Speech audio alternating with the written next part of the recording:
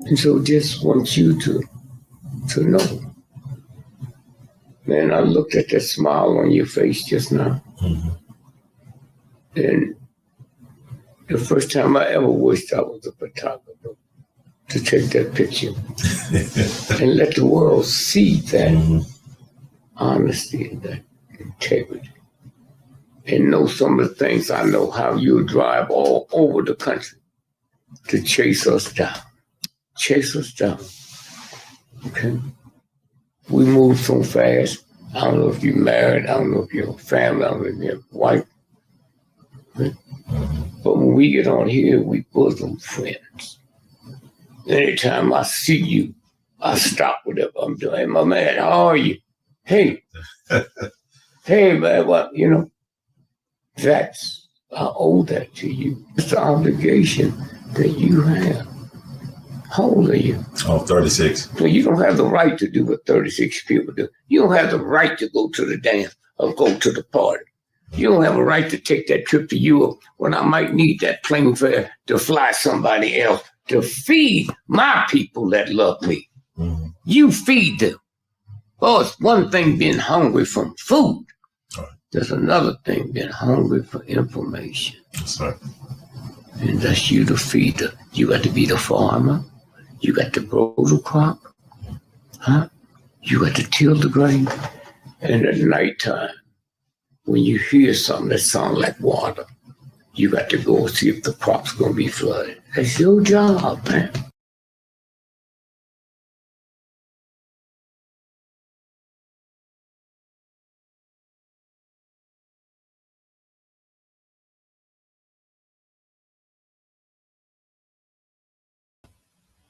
Guess who's back? Back again. It's your friend, Brother Ron. So each one tell one. So each one can teach one and reach one and be one. One nation. One nation. How y'all doing tonight? This is Brother Ron, and this is We All Be News Free Dixie for the 21st century. That's We All Be News Free Dixie for the 21st century. I think all is well. Let's see. Make sure my camera's kind of clear. I think it's do all right. It'll be all right. I don't got the CNN budget, but I probably actually reach more people than CNN and see how it works. But thank y'all for joining us tonight. I wanted to do a show tonight. The time went by very fast. Time is still an illusion, but everything's going by fast to reach a conclusion. Everything's going fast to reach a conclusion. So thank y'all for joining me. I could have been anywhere. Y'all chose to be with your good old brother Ron at We All Be News Free Dixie for the 21st century. There is so much to talk about and cover. Just want to do my part because I feel like I've been prepared for this moment. That was Baba Dick Gregory anointing me as the feeder. So I gotta feed y'all, feed you, feed me, and feed you. This info you can use because knowledge is the currency of the universe. That's right, boys and girls, scholars and laymen, ladies and gents, to the school and unschooled, to the wokish as well as sleepish. This is it. Tonight is the night. All right, tonight. So we're going to talk a little bit about everything tonight. We just had the midterms. Supposed to have been a red wave. Supposed to have been on Bloody Tuesday. But according to the mainstream media, it didn't work out that way. But truth be told, from what I read, the Orange 45 got a lot of people into offices around the country. Maybe not a lot of prominent, high-profile positions, but a lot of the people he endorsed actually won their seats in their respective towns, states, counties, whatever. But this is why it's so important to have different sources of news that you can use to come to your own conclusions, okay? So I'm grateful for the people who trust me as a person they can depend on for information and a perspective that can help them determine their own view and take in perspective on things. But I always encourage everybody to do their own research, to be their own leader, to have their own moral code and compass, because we are living in some very complicated, confusing, and very interesting times. But today is Veterans Day, or I guess on the East Coast is Saturday, but but today is Friday in Central Time. I'm in Memphis. You know, we had the Kojic convention going on, Church of God in Christ. They made their return. Prodigal son, whatever they call that. They came back after 12 years of not being in the place where they was founded by the one and only Bishop Mason and Bishop Charles Mason. They actually unveiled a statue to him at Mason Temple, which is right down the street from me. I'm not that far from Mason Temple, where Dr. King did his last speech that we call, or is known as, the mountaintop speech. And it's interesting about Dr. King's speeches. They always take the more fluffy approach to naming his speeches. Like I call the March on Washington speech, the I Have a Dream speech, the bounce check speech. I call it the bounce check speech. And I call the mountaintop speech no more bread and Coke speech, because he talked about boycotting Wonder Bread and Coca-Cola and all these corporations. They'll take your black dollars but won't give your black self a job so you could make enough money to afford that hamburger at the restaurant you just integrated. You know what I'm saying? Dr. King was talking about economics at the end, the real political power. He who makes the rules control and holds the checkbook. So we have learned a very important lesson these last couple of weeks about who really controls stuff, who really got the economic purse strings at their disposal, who decides the rule because they hold the gold. We figured that out. They are really an untouchable class of people, very untouchable so far. But we are living in a time where great truths are being revealed. Deceptions have been unveiled.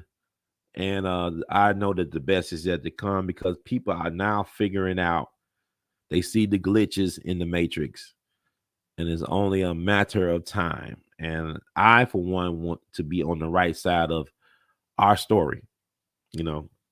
So you can see clearly now who's friend or foe, unless you're still stuck in getting into the bread and circuses of life. But let's talk about Black manhood on the rise. And we're going to do a little bit update about the young Dolph case. They got a third suspect in custody. And it's weird because it's connected to another case, and where another rapper who was gunned down, not in Memphis, but in Houston, Texas, of all places. Been a lot of scrutiny on Houston of late. A lot of rappers are dropping dead. The latest was a takeoff of the Migos, very popular, innovative hip-hop group, the Migos, out of the ATL. Takeoff lost his life in the early morning hours of Tuesday, November 1st, under very questionable circumstances. Supposed to be in the company of so-called friends, but it be your friends that try to do you in a lot of times. Be your friends that try to do you in a lot of times. Frenemies, friend and foe. So we're going to talk a little bit about that, because Lotta cast Desto. That's the sister name, who was taken out of here down in Houston September 24th of 2022. Come to find out that the latest suspect in the young Dolph case happens to be her father, Hernandez Govan. He got arrested Thursday, November 10th. And allegedly, he's the guy that was the shot caller, allegedly. I think there's more to this onion, more layers to be peeled back and to be revealed. So to be continued, but I want to talk about that because I don't know. It's just really interesting right now. because we're approaching the 1 year anniversary of Young Dolph's erasure from the planet, his assassination. It sounds like his assassination. It wasn't no random stuff. Because I told you already, Memphis is good at making professional hits look like random acts of violence, random street crime. But it's really professional hits. And this Young Dolph, according to the police, to the feds, whatever, this dude had this hit plan on Dolph at least starting June of 2021. He actually was working on the hit on Young Dolph. So he's been working on this, according to sources and law enforcement, since at least June 2021. So that means people have been talking. Allegedly, Straight Drop, one of the alleged suspects in the killing of Young Dolph. He's supposed to have an album coming out on November 17th of this year, which will be the 1 year anniversary of Young Dolph being killed. I don't know if it's going to happen because according to some of the sources I read, that Hernandez, let me make sure I got his name right. Hernandez Govan was his manager, was his rap manager, which is interesting. He managed Straight Drop allegedly. So you got your management in jail, you in prison. So who's going to be responsible for releasing the album on the 17th of November? That's going to be a fascinating thing to behold. And actually, some of Straight Drop's music is available on streaming services. Like I've been able to download just yesterday, and earlier today, some of his music from Amazon Prime Music, which is interesting. It's unfortunate, but we're gonna talk about that later on in the show, a little bit more deeper and steeper, deeper and deeper. We're gonna go down the rabbit hole, but I want to talk about Black manhood standing erect and rising to the occasion. No ED problems here when it comes to manhood. And it's an amazing time to be alive when males are starting to choose to be men. Because there's a difference between being a male and being a man. It's been proven. A shout out to the minister, the one and only Minister Louis Farrakhan, for his amazing speech. Like he did speech, like for him, like 53 minutes for Louis Farrakhan is like a 20-minute speech for somebody else, because he could go. That guy can go. He'll be 90 years young, I believe, next year. My fellow Taurus, Malcolm was a Taurus as well. Both Farrakhan and Malcolm, my May Tauruses. And I think he really hit the nail on the head, hit it out the ballpark. No Barry Bonds. I mean, he really touched very important topics and issues as it pertains to our brother Ye, our brother Kyrie, and the state of relations between the Black people and the Jewish, the untouchables. He really, because Minister Farrakhan, they actually wrote a couple of books about the secret relationship between Blacks and Jews, right? And the thing about it is that they use actually sources from Jewish scholars and intellectuals and stuff like that, talking about Jewish history, world history, and also as it relates to Black folk. So Minister went all out. Thank you, Brother Keith. We love you madly. And thank you all for been donating, for supporting the feeder so I could feed you all. I want to thank everybody who's been sending donations throughout the week, because it's going to rent and other things that I need to pay so I can have a roof over my head, and a car to be mobile so I can cover the news for you all and bring it to you all. And it's my hope over the next couple of weeks that I can do more lives and keep on feeding y'all more content, because I got a lot of things I'm working on as well to give you all. And but the minister tells a lot of great points. But the thing about it is interesting to see how the NBA has I guess hitting another tune when it relates to Kyrie. And I believe that's because we, the people, have spoken up via social media. We have put the pressure on the NBA and the so-called Black celebrity court jester class to sing a different tune as it relates to our brother Kyrie. And I'm glad that happened, because power concedes nothing without a demand. Power concedes nothing without a demand. Power concedes nothing without a demand. Understand or overstand that our brother Frederick Douglass, the righteous ancestor, overstood what that meant. So the people have spoken. We are not a powerless people. We got to be a more focused people and really identify the things that we need to do to get the stuff that we want to get done. That's why if we could help reinstate brother Kyrie, that means we could actually advocate and effectively get so-called reparations and restitution. Why not? You know, and it don't have to be all of us. That's the thing. People keep on saying, well, all of us need to be on the same page. No, all of us don't need to be on the same page, because history tells you it's always a group of small, committed few that benefits the majority of the people. See, it's a small group of committed people that change history. Always been that way. It's always been a small, concentrated group of people that wielded actual power. Now you got, people. It's like when people talk about Dr. Du Bois, right? He was bougie. Yeah, he was a bougie. He was boule, all that. But his talented 10th was not a bad idea. What happened with the talented 10th was when they started taking our best and brightest, when they started separating the head from the body. So you got you separate the gifted intellectual class of black folk from their body, from their support system. You put them in an alien environment, a foreign environment where they're not supported and fed into fully. If you think about it, during the Jim Crow days, some of the best educational institutions in the country were actually black ran institutions. I could name high schools during Jim Crow that actually excelled and went above and beyond the expectations that white folks had for our people.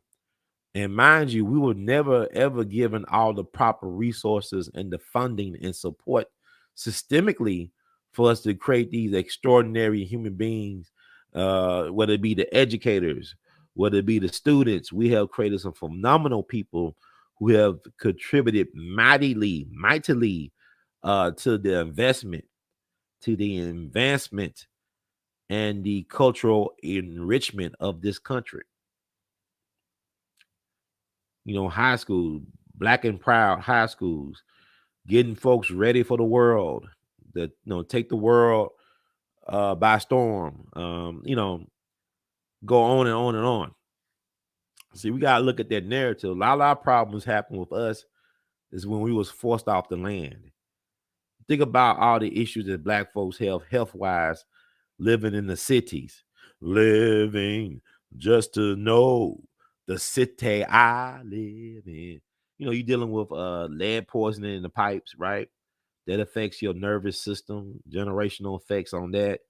A lot of environmental racism, dumping of hazardous waste in the so-called black neighborhoods and communities, high incidence of cancer among black people in these communities exposed to hazardous waste products and things of that nature. So, when we got moved off the land, we lost our connection to the land. We lost more than we realized. We lost our identity. We lost like home remedies that a lot of our elders and elders used to cure us with, because this medicine sin, it's more people that die from prescription drugs than they die from street drugs. You know what I'm saying? Like, there's more people dying from the effects of prescription, so-called prescribed drugs, than they are from the street drugs. And what's killing folks with the street drugs is what they use to cut the drugs. Not necessarily the drug itself, but what they're using to cut the drugs. Thank you so much, Brother Marcus. We love you madly. Thank you, Black Mama. Thank you. Trying to read all these people. Try to give DAP. And I'm not reading the comment section, so if you donate there, we love you madly. I'm going to check out the comment section towards the end of the podcast, because I'm just freestyle. Thank you, Lisa Godot. Is that how you say your name? Please forgive me. I think Willie P. A couple of y'all. I thank y'all. Cooley, thank you so much. Drew Who, Elliot, Kimball, couple y'all. I thank y'all, man, because that goes handy. I'm glad I'm providing the service you seen that's viable to support, and also thank Wild Hero for being the first subscriber to our YouTube channel membership. You can join as a member of the channel as well. I'm working out some things. I'm really chapter 42. I'm in chapter 42. I know when I played the feeder earlier, it said 36. That was like 6 years ago when Dick Gregory gave me that anointing. But I'm in chapter 42 now, and I'm turning the corner. I'm turning the page. I'm looking forward to doing some unconventional things, really pushing myself to give more of myself, and also to focus in and improve myself in the process so I could be of a better service and advocate for you all. And thank you all who've been supporting me over the years, over the seasons. It is very, very much appreciated. I love getting texts from people and emails.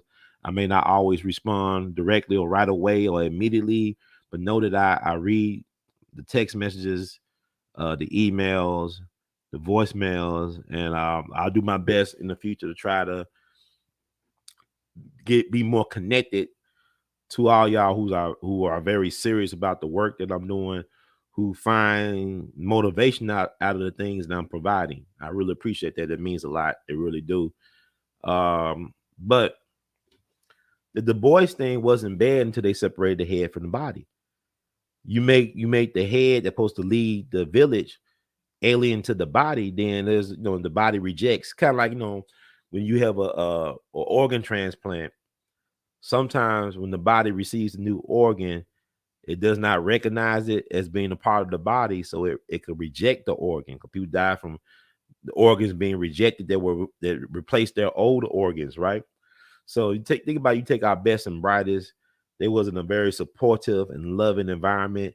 They had people that looked like them in positions of authority and influence and power, investing in those people, role models they can relate to, versus you go to like you the first black or the y'all school bus into a predominantly white institution where you already made enemies with the staff as well as with the student body, not because you did anything wrong, but because you look the way you look or that you exist. They have an issue with you, that you're foreign, that you alien, they look at you as an invader into there. Because the thing about it is that everybody practice tribalism. You know what I'm saying? Like, a lot of times we think that certain groups discriminate against other groups. Maybe yeah and no. Because a lot of times people like to deal with folks that share familiar interests and cultural connections. And not necessarily mean they don't like you. They don't even know you. You know what I'm saying? But we like to be comfortable. That's human nature, to want to be in comfortable positions and to be around familiar environments and people that you can identify, that look like you, that kind of grew up like you, they have the same type of cultural, religious beliefs as you. A lot of times I think it's weird that people try to force themselves into other people instead of really just finding ways to spend. I would always advocate that people should spend some time by themselves to get to know themselves. Don't always be so eager to be in the crowd and to be the center of attention. Get to your center, get a better relationship with me and myself and I, so you could be of better service to other people. Don't be a stranger to yourself as you travel through the world, as you sojourn on your journey. Don't be a stranger to yourself. Don't sell yourself short. That's what I've been learning, and I practice what I preach. But that was done by design to disconnect the head from the body. If you cut off the head of the dog, the tail will start wagging. So we lost a lot of our valuable leadership because of so-called assimilation. Instead of you being a leader, you've been used as a tool for the empowerment of other groups at the loss of your group of origin. So you look at now what we got. We got some talented black folks with resources and means, but a lot of times they don't invest back in the community of origin. You know what I'm saying? They get so far lost in the sauce that when they come back, we don't recognize them, and they don't recognize us a lot of times. And so, they gave away a lot of their prime years and a lot of their, resources to other folks to keep us in a certain situation of almost a permanent underclass for generations more. So I'm glad what happened this last couple of weeks that our Black court jester class of celebrity folk have been exposed as being worthless tools. It kind of recalls like the Occupy Wall Street thing, right? I remember around 2011, Occupy Wall Street, and people wanted to occupy Wall Street. They did not want to defund Wall Street. They did not want to destroy Wall Street. They did not want to abolish Wall Street. They wanted to be a part of Wall Street. They want to be just like the white collar crooks that have been exploiting good working people for generations and decades. They did not want to get rid of the good old boy club. They wanted an invite to the good old boy network. You know what I'm saying? I remember like Facebook at first. I remember when Facebook first came on the scene. Facebook was a thing where the only people who could get in Facebook, you had to have like a college email address. You had to be connected to an educational institution. It was like this for people who was college connected. Somewhat elitist. It was elitist to a certain degree, and then became more populist. Like everybody get on Facebook. Then they started opening up to everybody. Like they closed out the borders at first, then they opened up the borders. But then all of a sudden it went from being elitist to being populist to being fascist. Like how they putting people in Facebook jail for this having free thinking thoughts, because by you thinking for yourself is very offensive to an institution that values groupthink to be able to control and subdue certain people. Just like you look at Kyrie and Ye, you in the master house trying to use the master tools to build your own house. That ain't how it works, because this the master's house. You gotta go by the master rules. The master allows you to exist at a certain level. He gives you a platform. That means he can take it away anytime. Whatever they can give you, they can take away at any time. Whatever they can give you, they can take away at any time without any reasonable or significant explanation owed to you. So the thing about it is, somebody made a great point. If Kanye West was a true, real billionaire, how could they make them? How could they make him less than a billionaire in less than a day? If he actually had those type of resources, how come they was able to not make him a billionaire within a day? You think that Elon Musk could be made not a billionaire in a day? You think about all the things that Elon Musk have his hands and investments in. This dude also get billions of dollars in subsidies from the government. They always talking about these people cheating, these welfare queens, all this stuff, like folks living in Section 8 wearing fur coats and driving Cadillacs and stuff like that. When the real welfare kings and queens is corporate America, is the Walmarts, is the Teslas, is all these corporations that the Supreme Court say are people, but they don't pay taxes, but they get all the grants they want. They got more money than God from the government, and their workers can't even afford to pay their light bill, let alone get a proper amount of groceries without the assistance from the government through EBT cards or SNAP program, whatever. So you mean like you got the Waltons, they like a feudal lords in Arkansas. They like they barons, robber barons, whatever. And their workers can work 40 hours a week and still not have enough to cover rent, food, gas, and other expenses. That's a problem. That's a problem, because really minimum wage should be close to $30 an hour right now. And people are just happy with $15 or $10 or $11, whatever. It's supposed to be $30 an hour, but because we worship wealth, a lot of y'all money is your God. Money is your God. And like I said, a lot of people, they love billionaires, but these folks don't have love for you. And because a lot of folks, they don't care about these people at the high levels doing shenanigans that disrupt their daily way of life. That, because they think one day I could be a billionaire too. There's a lot of people that are billionaires. They're philanthropists, right? They give a lot of money to certain causes, social justice issues. But just because you give money to social causes does not make you a humanitarian. There's a lot of folks with money, they probably don't even like people. They misanthropic. They're misanthropes. They got a hatred of humanity, but there's a benefit of them giving back money simply as tax write-off and a way to move things around because they work in the system. Like Donald Trump said, the game is rigged, right?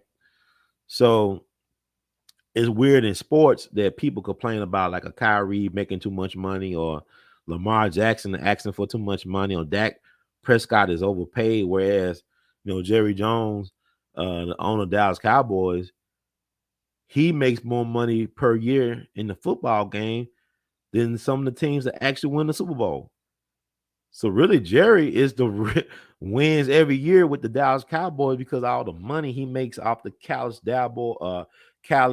Dallas Cowboys fan base, among other things, all the TV deals, the stuff he do with the stadium. You got them diehard Dallas Cowboys family. I'm talking Callous Cowboys. No, Dallas Cowboy fans. So you got a base, a rabid fan base. You got a powerful brand, and you're making more money than God without winning any championships in almost 30 years. Cowboys haven't won a Super Bowl in almost 30 years, but yet Jerry wins every year as far as media ratings. You look at these sports shows, the thing they talk about all year round. How about them Cowboys? I can't even look at them sports shows anymore because all they do is talk about the Cowboys and Lakers all year round. Cowboys, Lakers. That's why everything is scripted.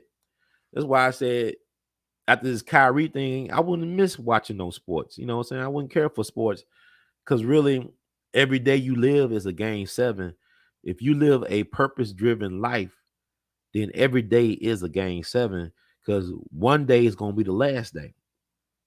Because every day is a game of elimination because anything and anyone at any time can take you out of here. So every day you playing a playoff game. It's called a game of life.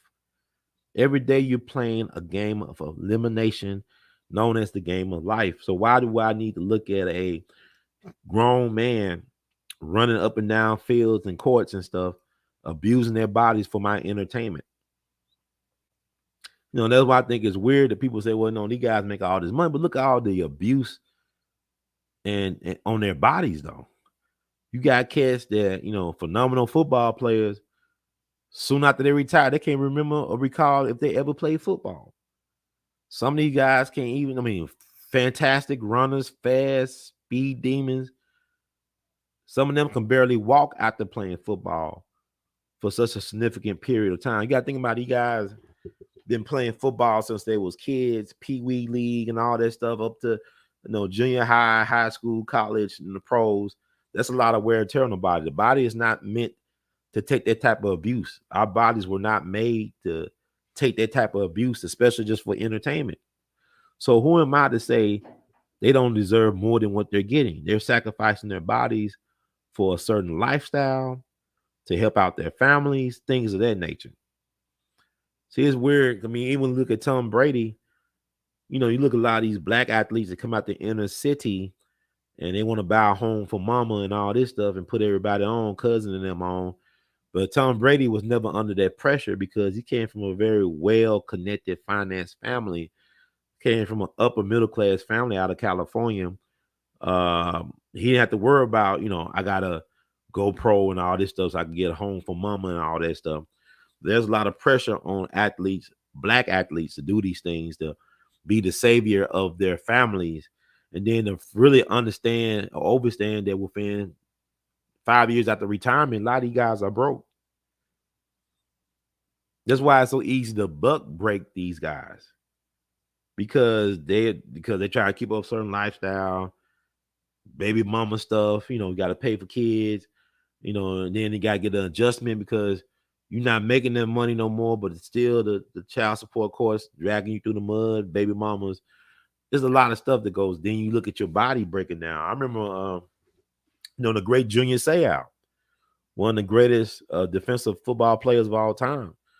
He tried to kill himself a couple of times, right? He had that CTE stuff going on, had that brain damage going on. I remember reading one time he drove off a cliff, I think in California, and crashed his car, if I'm not mistaken. I think he drove off a cliff or something. He survived that. Then he finally killed himself. I think he shot himself in the chest. Y'all can't correct me if I got that wrong. I think he shot himself in the chest so that they could save his brain to look at the damage that was caused by playing football for all them years.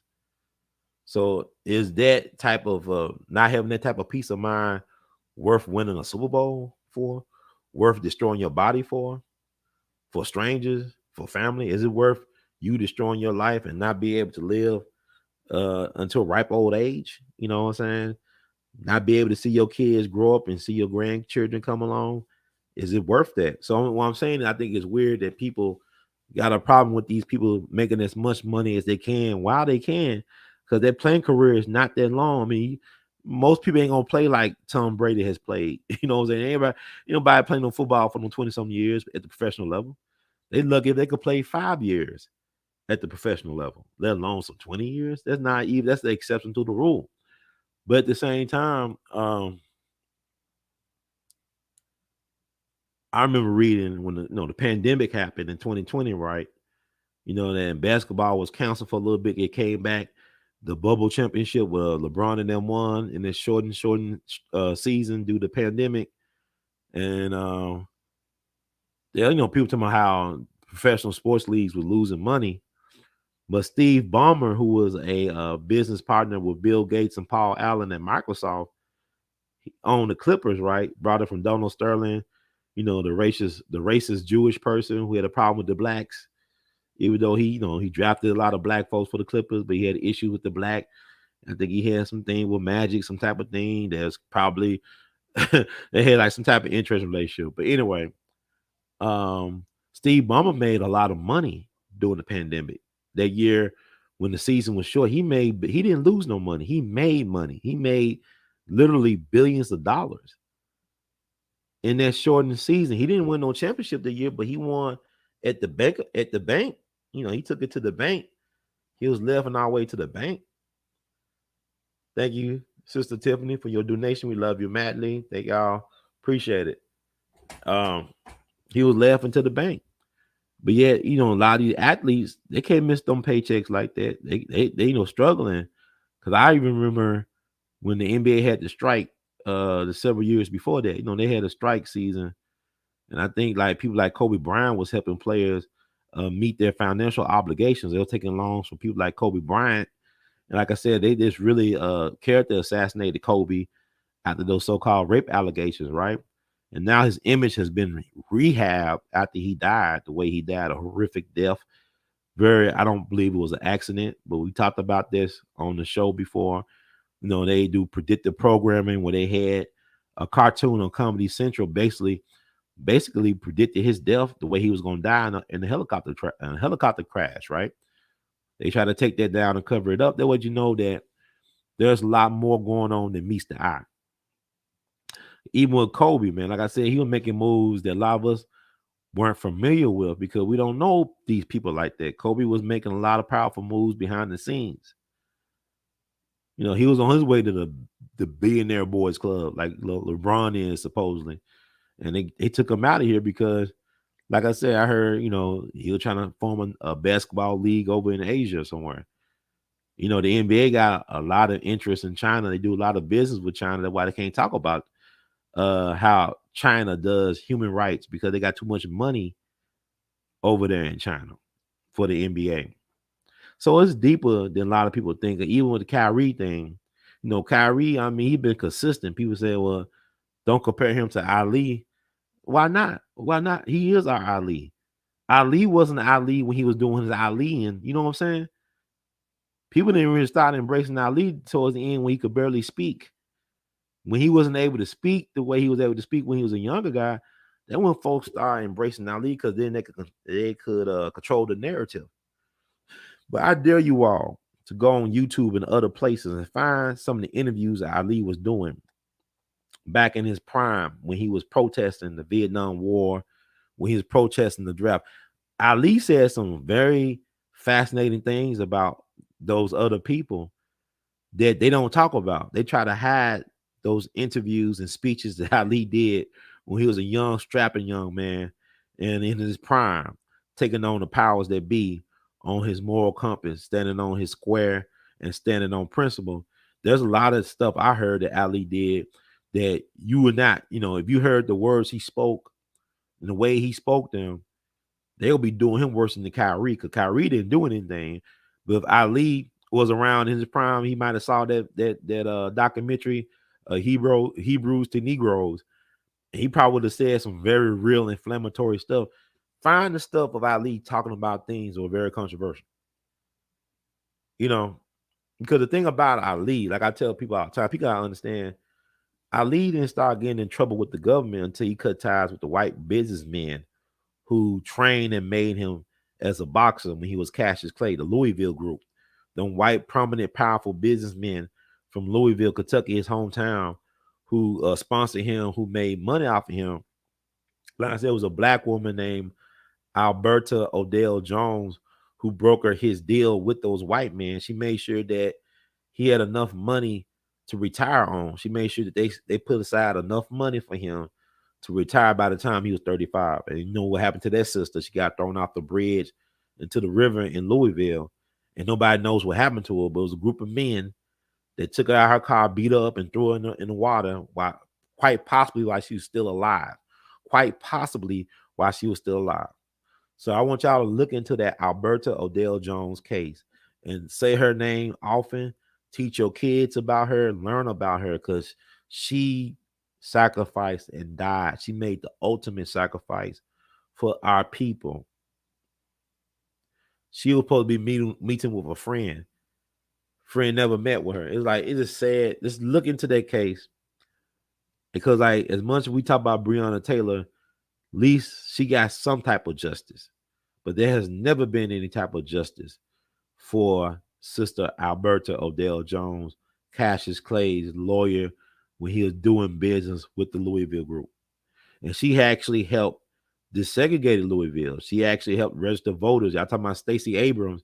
She actually helped register a whole bunch of black voters in Louisville.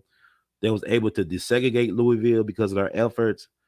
She helped organize people to go to the march on Washington back in '63. She also was a lawyer within. She was like the first black lawyer and woman lawyer, I guess, in Jefferson County. And she worked in the division that dealt with domestic violence issues. So she was in a position to send white men.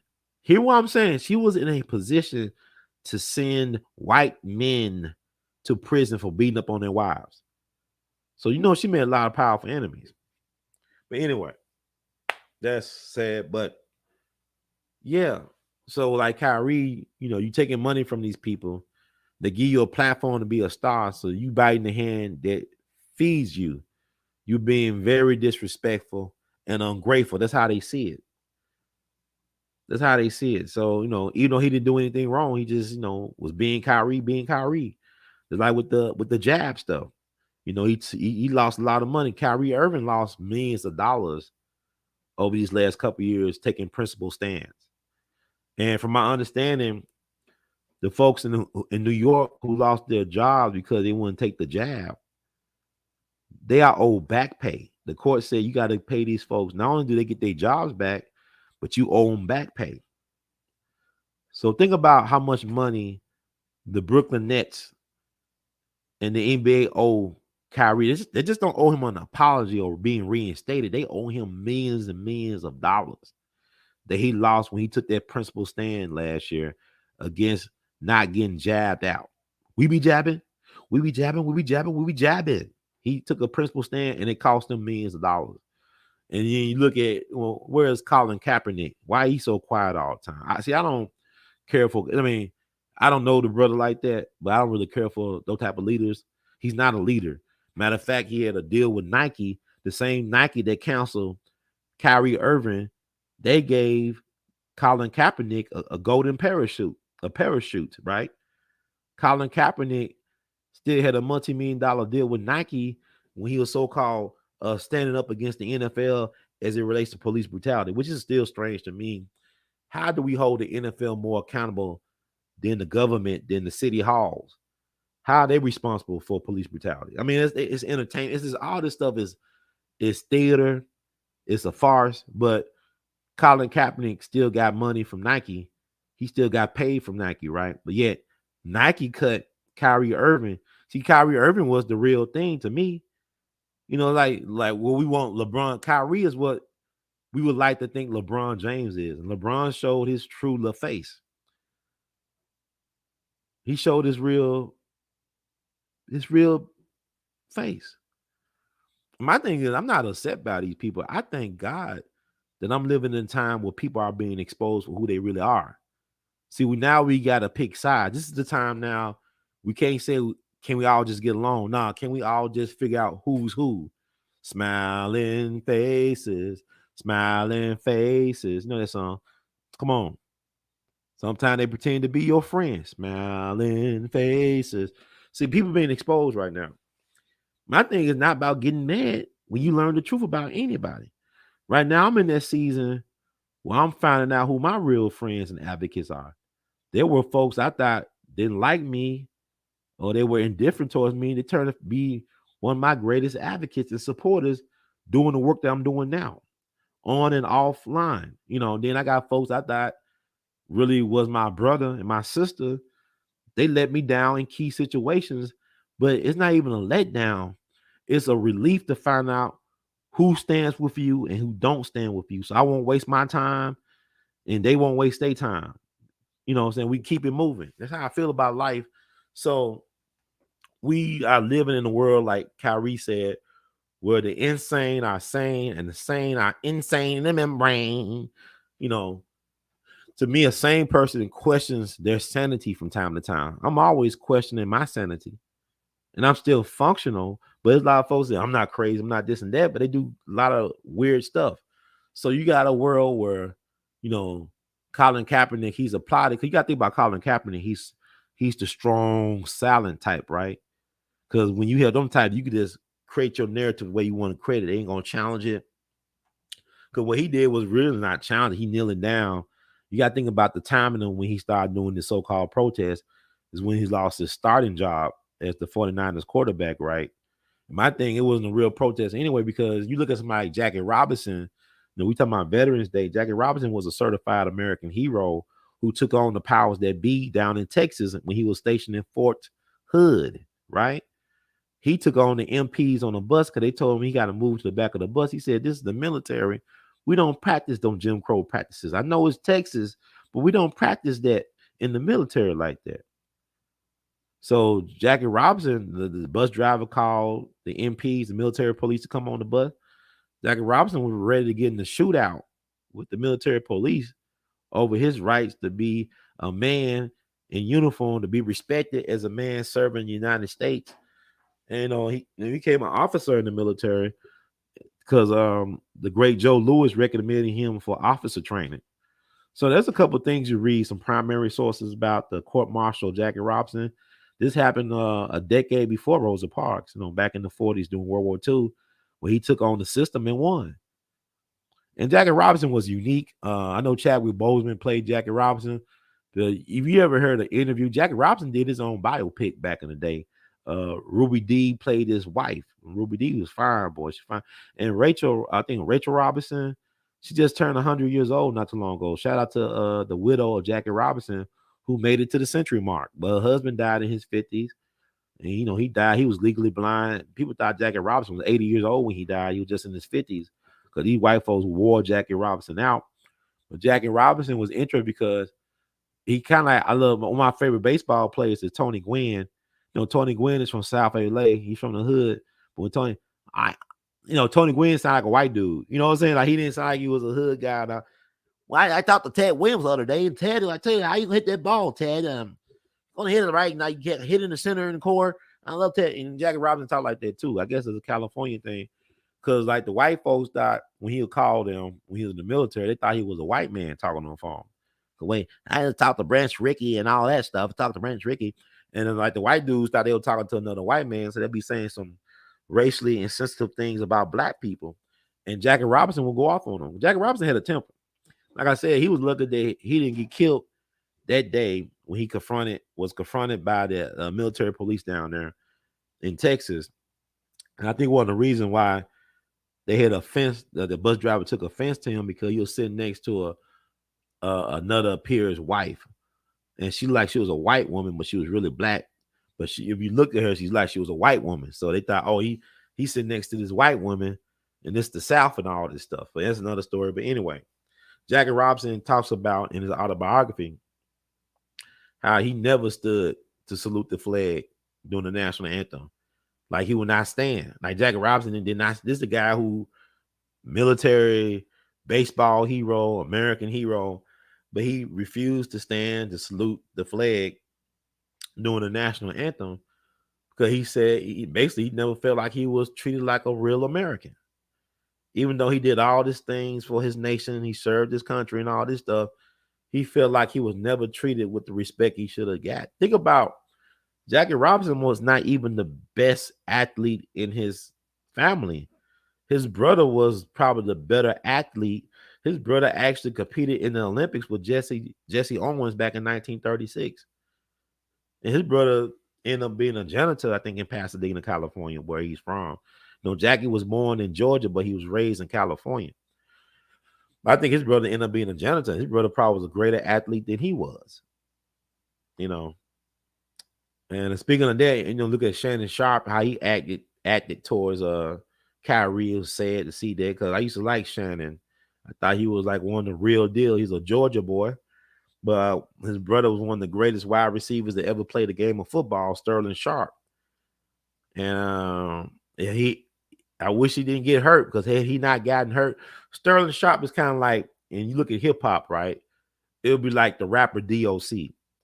The rapper DOC from Dallas, who was connected to the NWA. He's real close to Dr. Dre and stuff like that. The Formula. DOC, one of the coldest MCs to ever bless a microphone. Then he got into that real bad car accident. Really, he's lucky he didn't get killed. But, he got a baby. His baby mama is Erykah Badu. I mean, Erykah Badu is phenomenal to me. I mean, I love her music. She got good taste in men, and she make these genius babies with these powerful men. DOC, Andre 3000, Jay Electronica. I guess it didn't work out with Common. I don't know why. Maybe because he's too common. I don't know. But she got an interest selection. You can tell she loved hip hop and she loved black men. But DOC, kind of like what happened to DOC is kind of what happened to Sterling Sharp with his neck. He had to resign because he had a real bad neck injury. They said had he continued playing, he would have been paralyzed, probably even killed. So unfortunately, he was probably the better athlete in the family than Shannon was. And Shannon is a Hall of Fame tight end, right? But even he would say that his brother was the better athlete. And I think he should be in the Hall of Fame, because he can't help that things like that happen. It's like Gale Sayers. He had a short career, but he still was the comment. You know what I'm saying? He still was one of the greatest. But anyway, Shannon went out his way to get into Kyrie. You know what I'm saying?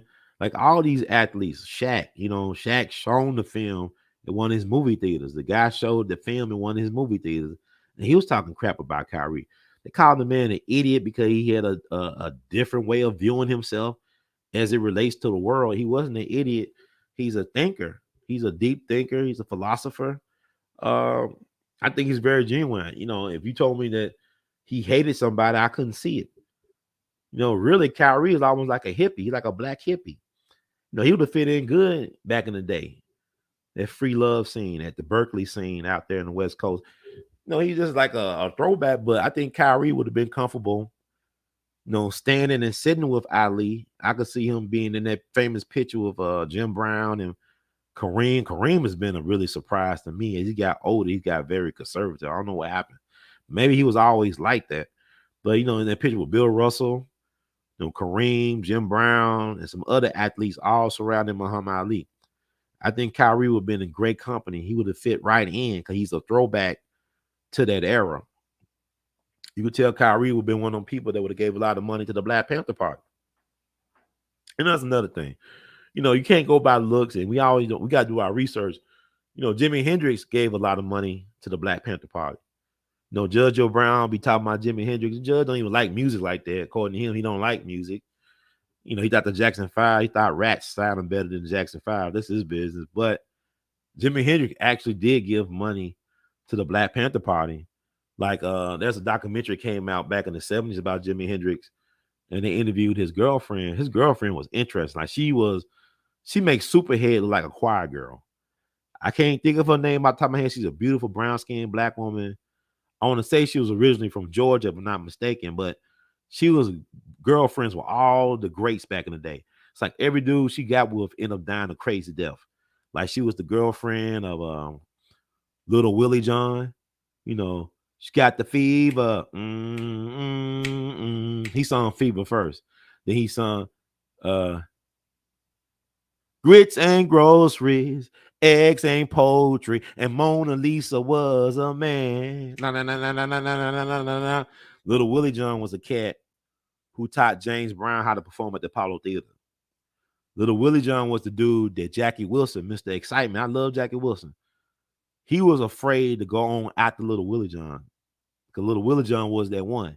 Little Willie John was the guy that Berry Gordy wanted to build Motown around, but ended up having Dr. Mabel John, Little Willie John's sister, who just passed this summer.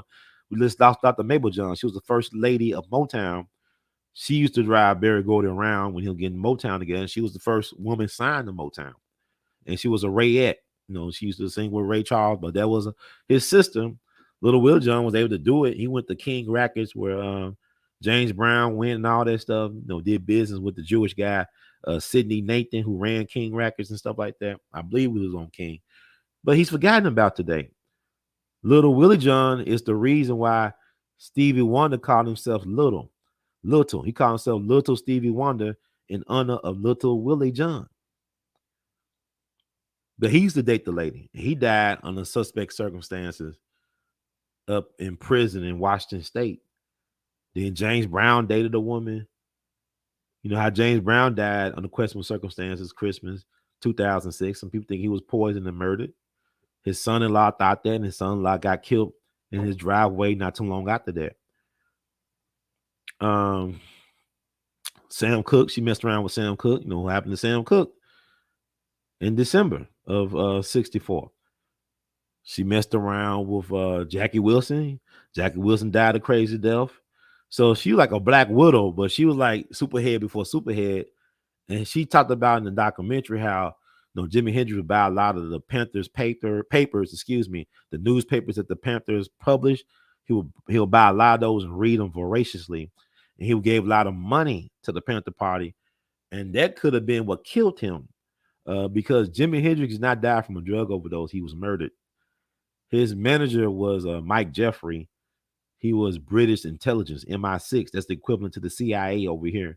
So his manager, who was controlling his career in the state, was British intelligence. And Mike Jeffrey, he allegedly died in a plane crash, but his body was never recovered. Let me say this again. The guy who was Jimi Hendrix's manager over his career and was over his estate, he allegedly perished in a plane crash, but his body was never recovered. So I don't know what that means. You know what I'm saying? No body, no crime. I don't know. But look it up. Take a look. It's all online. But yeah, but Jimmy, a matter of fact, I had a chance to interview the widow of Jimi Hendrix's best friend, a guy named Larry Lee. He's from Memphis.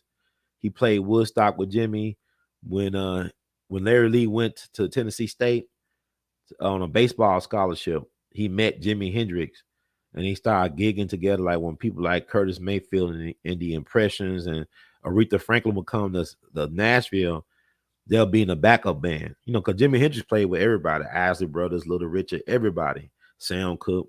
But the problem is, you know, Jimi Hendrix was a star. So he was, you know, even if he was in the background, people will be paying attention to him more so than the main star. But anyway, I don't know. I'm talking all this stuff. Where am I going with this? But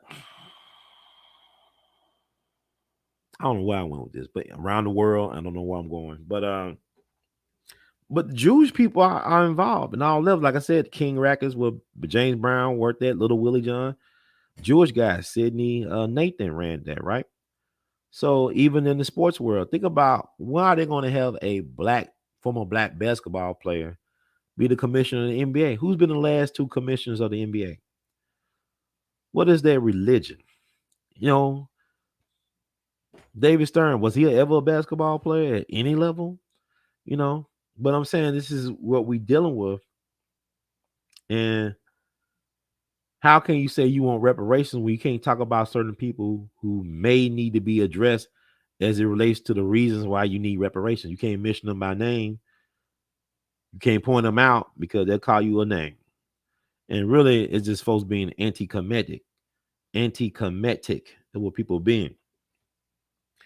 But this is a great time to be a black man because we can't be denied any longer. We should refuse to be the butt of anybody jokes. You know, now it's not Veterans Day anymore, but it was black men fighting. They gave everybody the right to vote. It was black men fighting in the Civil War that allowed black women and white women to get the vote, that allowed everybody to get the vote. It was black men dying and sacrificing ourselves for the power of self-determination that liberated any and everybody. So how can you not respect the black man when he chooses to be a man, when he chooses to sacrifice himself for the greater good? This country would not have anything if it was not for the sacrifices of black men on the battlefield, at home, as well as abroad. Black men being lynched in uniforms after making the world safe for democracy. I can name the names and come up with the dates, but this country owes us a debt of gratitude and some respect. Put some respect on my ancestors' name, because if we could bleed in Korea for the white man, like Malcolm said, we could bleed in Korea for the white man. We could bleed in Vietnam for the white man. Why not bleed for your own in Mississippi and Alabama, where they killed them 4 little girls? Why not? Why don't we fight for ourselves and be willing to put ourselves on the line for what we want? Not what they say we should have, but what we define what we want on our terms. This is where we're at. This is why you got to know this history. You know, this is why you got to know about the Houston race riot of 1917. You got to know about the 24th Infantry, right? They did a movie about the 24th. The brother from Empire, one of the brothers from Empire, very talented actor. He played the lead. I think he played Charlie Baltimore, based on real life Charlie Baltimore. The 24th Infantry went to war with the Houston Police Department over how they were being treated. They were being disrespected. But we're going to shift gears. I just want to talk a little about the Houston race thing. And we'll go into the young Dolph and Lotta cast Desto. I don't know if I touched on everything I want to touch on, but I feel like I got to just freestyle a lot of this stuff because there's so much stuff to get into. And I wanted to do a show tonight. Tonight is the night. Try to do as many shows as I can. I got a lot of stuff I'm trying to do, man. I just pray for me, and also just donate. You know, cash app your support, R2C2H2. You can cash app your support at R2C2H2. The Google Pay, PayPal, and Zelle your support, R2C2H2 at gmail.com. That's R2C2H2 at gmail.com. You can Venmo your support at R2C2H2. That's at R2C2H2. You can now Apple Cash your support. Phone number 901-299-4355. That's 901-299-4355. I also about Art of His Art at the Teespring. I don't know if they got the shelf below my description. See, they've been messing with me. And y'all check out the previous videos I just uploaded yesterday.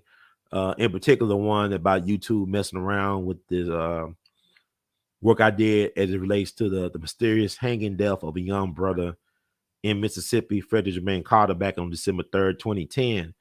I was the only organization, the We All Be Group, or not the We All Be Group, but the We All Be News organization was the only organization in the country to actually do a full, in-depth investigative journalism as it relates to what happened to that young black man who was taken away from us at the age of 26 years young. So we all be in it to win it, but let me play this video and then we'll move on to the young Dolph stuff and then we'll close it out. And then hopefully I could do another video sometime in the very near future. But there's a lot of information out here about a lot of stuff. I'm trying to see if I got let's see. Okay, let me do this.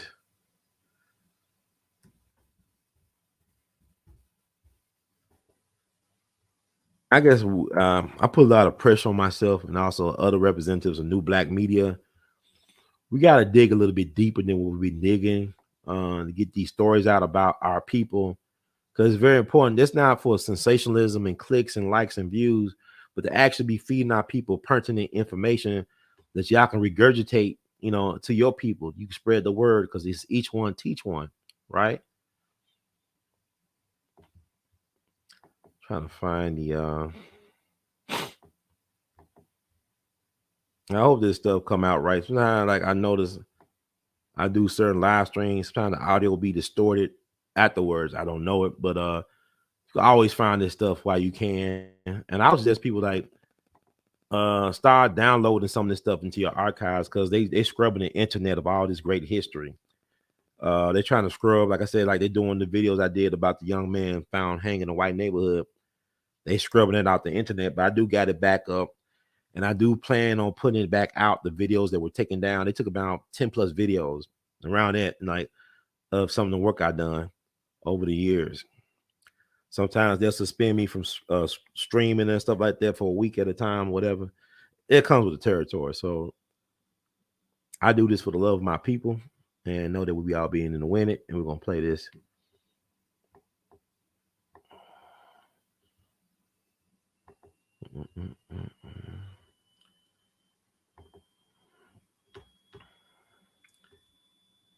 Situated.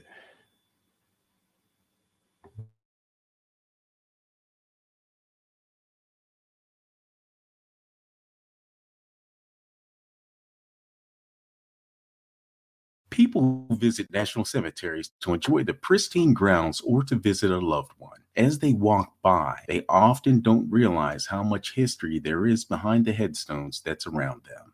At Fort Sam Houston National Cemetery in San Antonio, Texas, there are 17 headstones in a row. They are unusual markers in what they don't show. While neighboring headstones list the service member's name, dates of birth and death, branch of service, military rank, and significant military awards, 17 reflect only their names and dates of death, with no rank or military affiliation indicated. There is a story behind these 17 headstones. It is a story of racial tensions that boiled over into one of the most notorious mutinies in American military history.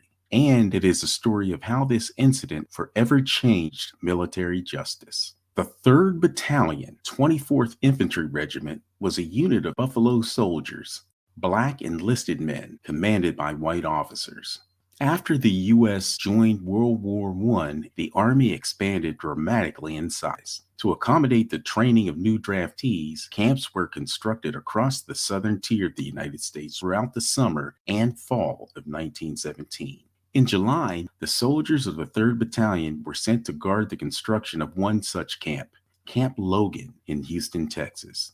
Texas was firmly part of the Jim Crow South in 1917, and the white residents of Houston did not welcome the sight of black men in Army uniforms carrying weapons. For their part, the soldiers of the 3rd Battalion bristled at the racist taunts and insults hurled at them by the local populace. Verbal abuse was oftentimes augmented by physical harassment by the members of Houston's notoriously racist police force. Events came to a head on the night of August 23, 1917. Earlier that afternoon, a respected non-commissioned officer from the 3rd Battalion was beaten, shot at, and detained by Houston police while outside Camp Logan. Rumors spread among the troops like wildfire. Though the soldier was released by the police, some of his comrades believed he had been killed. Others believed a white mob was descending upon Camp Logan to attack the troops. 100 or more of the soldiers took up arms and marched upon the town. There was indiscriminate shooting, as well as deliberate targeting of civilians and military alike. Amid the chaos, 19 persons died, 15 white and 4 black. Although Army officials later concluded that consistent racist hostility contributed to the violence, the soldiers ultimately left camp against direct orders and were charged with mutiny and various other crimes per the Articles of War. The 3rd Battalion was disarmed and shipped to San Antonio, where 118 of them were court-martialed at Fort Sam Houston over the course of 3 trials in late 1917 and early 1918. It was the largest mass court-martial in Army history. All 3 trials were flawed by serious irregularities, which included a rush schedule and only a single officer appointed to defend all the defendants. And that officer was not an attorney. Only 7 were acquitted. 91 soldiers were sentenced to prison and 19 executed. Many criticized the first set of executions as the equivalent of a federal lynching, and the public outcry led to the Army implementing an immediate change to the Articles of War in January 1918. The change prohibited future executions without War Department review, and all military death sentences in the continental United States would require presidential review. Of the 16 soldiers sentenced to death in the 2nd and 3rd courts-martial, President Wilson approved the execution of 6 and commuted the sentences of 10. All 19 were hanged and then buried at Salado Creek in unmarked graves near Fort Sam Houston, where they've been tried and imprisoned. 2 of those executed had their bodies claimed by their families. The remainder were ultimately reburied in the Fort's Post Cemetery in 1937. As a result of their trial and sentencing, the soldiers' headstones reflect only their names and dates of death. The National Cemetery Administration is committed to telling the story of the Houston mutineers and the 17 soldiers who rest there in a single row, with only their names and dates of death to mark them.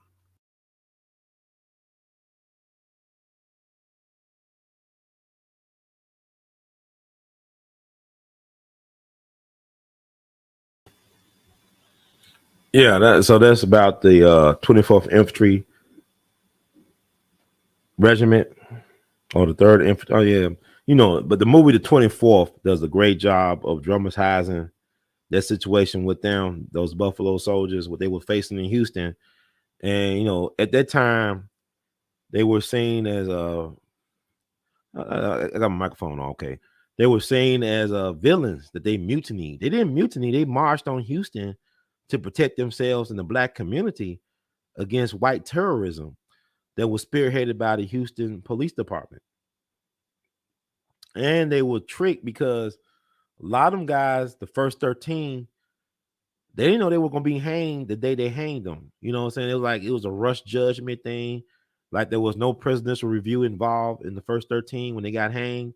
And the crazy thing about it is, by them being buried at Fort Sam Houston, they actually helped integrated the cemetery. That's crazy. In death, in life, they were not respected as equals, but in death, they were allowed to lay with white men in that cemetery. Even though, it's like now there's a process going on where they're trying to exonerate these men named so-called mutineers. They didn't mutiny. They were protecting themselves against white, state-sponsored white terrorism. So people think that, these guys, and the way they died, it was dramatized in the Roots, the Next Generation TV series that was based off the original Roots TV series. They showed the men marching to the gallows. They were brave, they were solemn, but then they started singing some gospel songs, some spirituals, and then they were hanged. And you read first-person accounts where the white soldiers who were guarding these black men, they had a lot of respect for them because how they carried themselves, how they conducted themselves facing death. They were railroaded. They was in a kangaroo court. They did not have fair representation. They were denied their right to appeal and all this stuff, denied a presidential review. So, considered the largest murder trial in U.S. history. But I just want to talk about that a little bit. And but look at that movie. Watch the movie, The 24th. It was done by one of Spike Lee's collaborators, a brother who won the Oscar, I think, for The Klansman. His first name Kevin, last name began with a W. I think he won it for The Klansman with Spike Lee, but it was surprisingly good. It's worth watching because it's about us. But these were men that took a stand. You know, think about it. Like when the Houston race riot thing happened, this is like a month or so removed from the East St. Louis race massacre. This is almost a little bit like 4 years and some change before Tulsa, right? Was it 4 years? But anyway, the East St. Louis race massacre, a lot of black folks were killed. You had people getting thrown in the Mississippi River. You had black folks that was trapped in their homes and the homes set on fire. The white people committing drive-bys on black people in East St. Louis, all because the white factory owners recruited black workers from Mississippi, from deep down south, to go to East St. Louis to work as scabs. We call them scabs when you cross the union lines. You're a scab. You're not a part of the union. And unions were formed to keep black folks that were skilled from having gainful employment. Let me say that twice. Unions were formed to prevent black folks who were very skilled from having gainful employment. Unions were formed to prevent black folks who were gainfully skilled, who were very skilled, from having employment, from making money. So, yeah. So they're in the process of working on clearing these brothers' name, but they've been dead for a long time. A lot of them serve like football numbers in prison. And just do your own research into it and read like their letters to home. And it's just sad, man, how they do our people, man, and how black men are still disrespected to this day. But that day has come for us to get our respect as black men. I urge all the brothers who hear my voice, it's time for us to stand up for ours, to stand for something, to fight for something. And even if we got to make the ultimate sacrifice, let our deaths not be in vain. So, speaking of death, unfortunately, I want to talk about the young Dolph situation, the update on that. The update, they arrested the third suspect, a guy named Hernandez Govan. And then come to find out that he is the father of the recently deceased Memphis rapper Lotta Desto, who is closely associated with very popular rapper from Philadelphia, Lil Uzi Vert. That was his protege. And so we're going to talk about that as a big arrest in the Young Dolph case. Young Dolph, the 1 year anniversary is coming up on November 17th.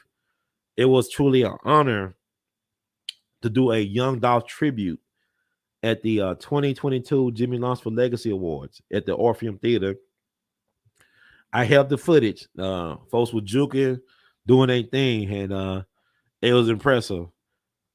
Shout out to the Lotta Yates Academy and also to the Memphis Juking Academy for showing up and showing out.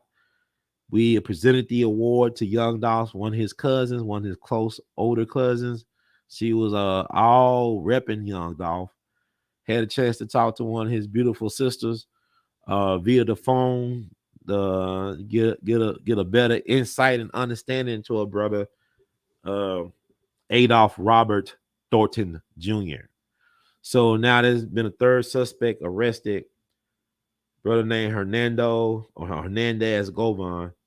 I'm gonna put this picture up right quick because this stuff is weird, man. You can't make this stuff up. You know, Hollywood could not make this stuff up that's happening right now in real time. Let me see.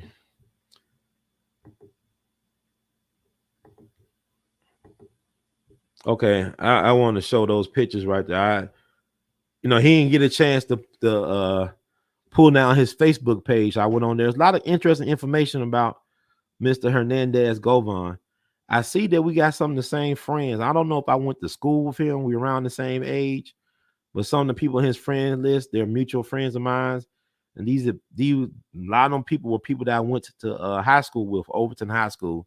So I'm not sure if he went to Overton High School, but he knows some of the same folks that I know. And Memphis is one of those small towns, like, you know, when somebody asks you where you from and you say you from Memphis, the first thing we want to know is what high school you go to, where you graduate from. That's how we do it in Memphis. Like, we ask you, like, what high school you go to? You from Memphis? Prove it to me. And what high school do you go to? That's how we do it. But anyway, that's a picture of him at the funeral services for his daughter. She was only 25 years young. Lotta Desto got shot in an apparent carjacking at a stoplight in Houston, Texas, September 24th, 2022. They're presenting it as some type of act of street crime, like, you know, carjacking. But sounds she was targeted.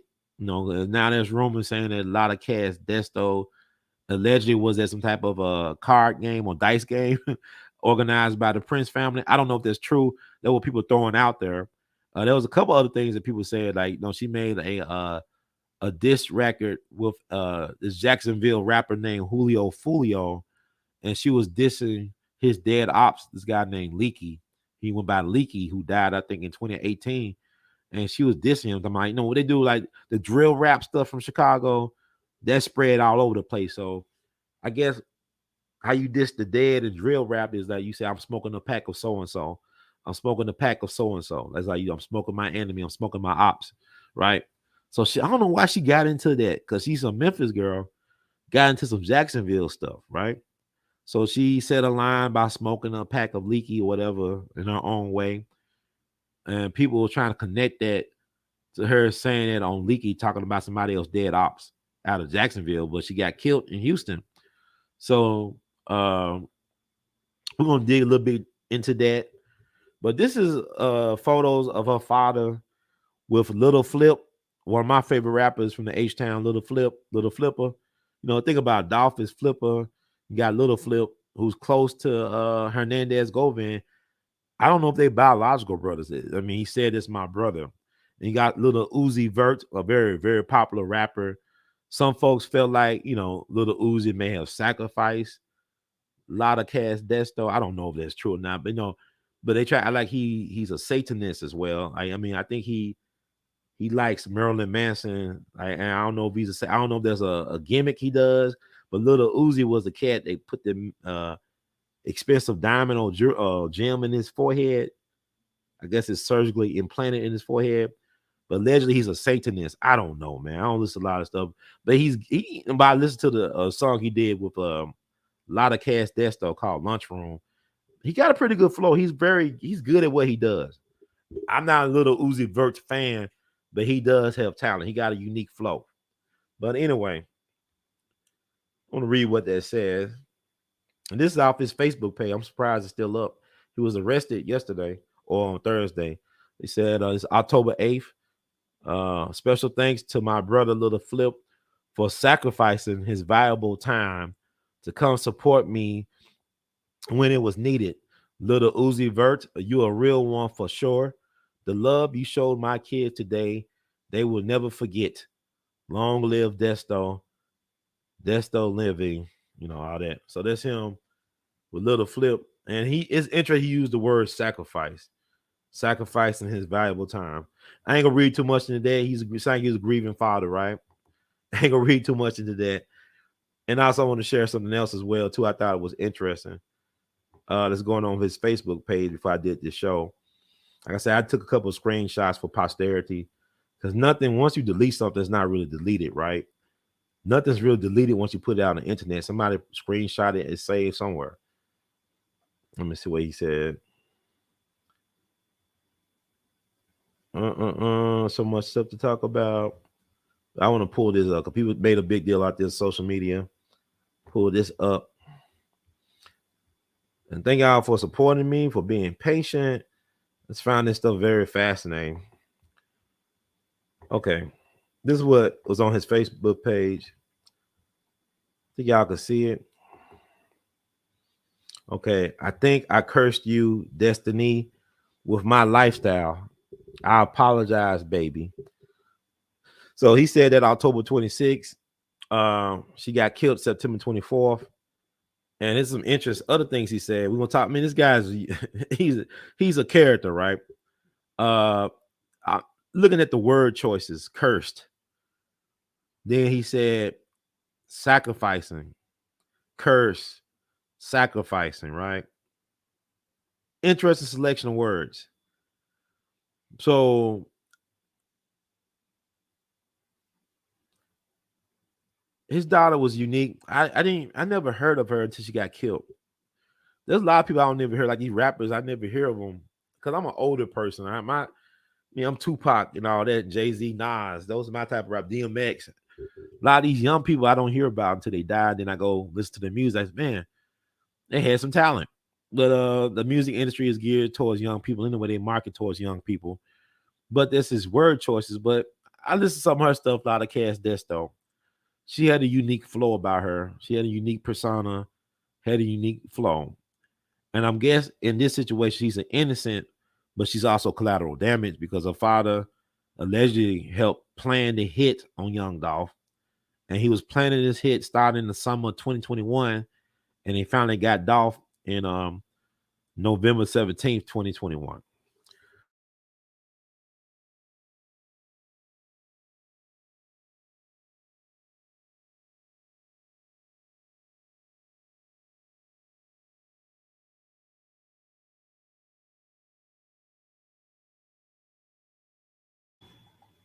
I think did I disconnect where y'all can hear me? I hope y'all can hear me. I think y'all can hear me.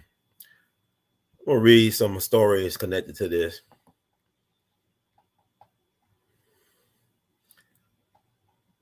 Okay, this is from Yahoo News. Hernandez Govan, what's known about the suspect in young Dolph's death?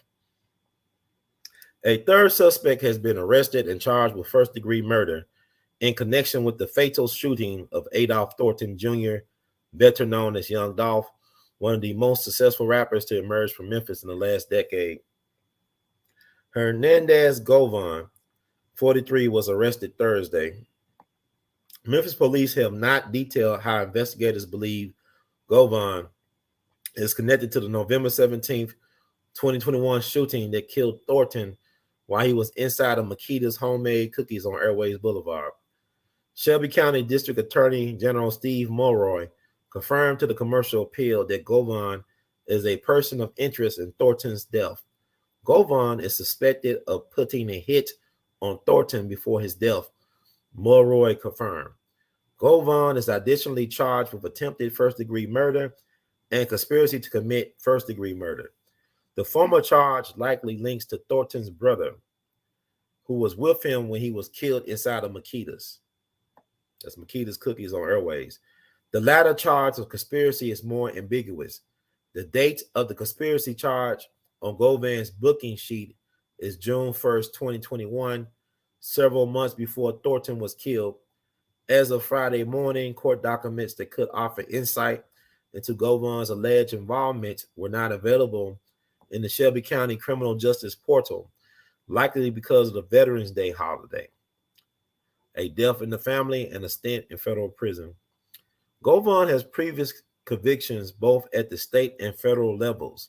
He was released from federal prison in July 2019 after serving 40 months for weapons and drug charges.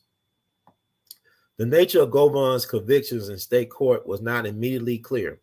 The Tennessee Department of Corrections listed Govan's release date as 2006. He has been arrested over the years on a variety of charges, ranging from drug offenses to aggravated assault. Govan's daughter, also an aspiring rapper, was killed earlier in the year. In late September, 25-year-old Destiny Govan was killed in the uptown neighborhood of Houston. She was in a car along with another woman when two men exited a car in front of Destiny Govan's, approached the vehicle, and opened fire on both women. She was pronounced dead at the scene. The 20-year-old passenger survived with minor injuries, according to KHOU 11 News. One person was arrested in connection with the shooting after police found him with a gunshot wound to his abdomen. An additional suspect has not been arrested. Destiny Govan was a Memphis-born rapper known as Lotta Cass Desto. Her career as a hip-hop artist was boosted boosted by Little Uzi Vert, another artist out of Philadelphia who signed her. In the months since Thornton's death, several suspects have been identified and some cleared as persons of interest. Govon's arrest brings the total of suspects in custody to 3. Dolph was fatally shot while inside Makita's homemade butter cookies on Airways Boulevard. Young Dolph was 36 years old. An autopsy report obtained by the Commercial Appeal through a public records request in March reported nearly 24 wounds to the rapper's back, chin, neck, and both arms. Justin Johnston and Cornelius Smith are currently being held without bond. Both Johnston and Smith are charged with first-degree murder, attempted first-degree murder, theft of property of $10,000 to $60,000, using a firearm while committing a felony, and unlawfully carrying a weapon. Their next court appearance will be on January the 20th. Now, that's from Yahoo News, right? So you see what he said. I think I cursed you, Destiny, with my lifestyle. I apologize, baby. I hope y'all can hear me.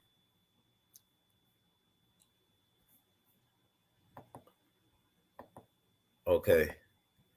So that's interesting, right? So I mean, and also there's pictures of Hernandez Govon being very charming with Yo Gotti's brother, the one that Young Dolph went into in some of his songs. You know, Young Dolph lit into Yo Gotti's brother because I guess Yo Gotti had an issue with his brother at one point, and Young Dolph was actually helping out his brother financially, according to the songs I heard that he talked about the Yo Gotti's brother. So there's gonna be some more people coming down. It might be a Rico.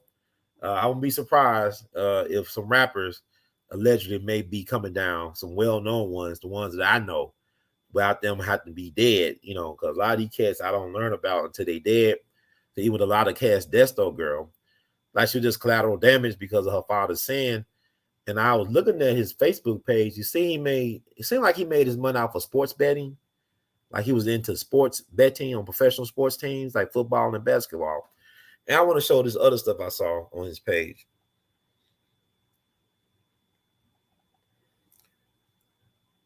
Let me show you some other stuff I saw on his Facebook page.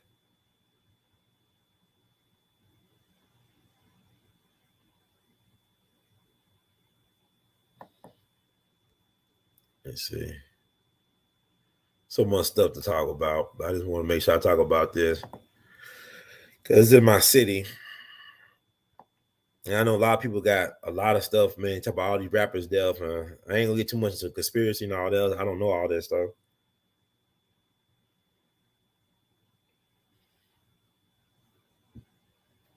I mean, it was weird. This dude killed Young Dolph, right? You start reading his page, it's weird. Like, I just, it's kind of like a lot of cognitive dissonance.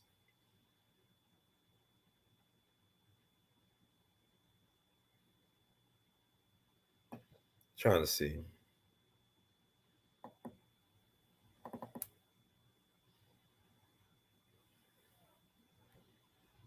Let's see, I'm just trying to get these screenshots together I did. And y'all support this. If you like what I'm doing, if it's helping you understand some things.